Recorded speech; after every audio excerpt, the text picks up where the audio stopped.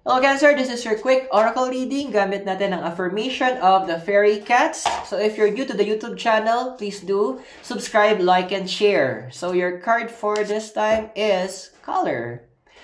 Sometimes kasi kailangan mo din magbigay ng leeway. You know what? Yes, tama naman na susundan natin kung wrong is wrong, right is right. The black and white theory. Pero remember, there's also a gray area. There's also another part. There are moments na andoon na kailangan mo alamin what's the reason why, bakit ginawa nila to, bakit nangyayari to. There will always be a purpose behind the action. There is always a reason. There is always a story. Di ba meron ng documentary, ang tagline nila, ang kwento sa likod ng bawat storya. Learn. Intindihin mo yon, alamin mo, kasi doon mo makikita much deeper, much wider, and it could bring you more wisdom. So I hope nakatulong yung reading sa'yo, and I'll see you on our next YouTube video.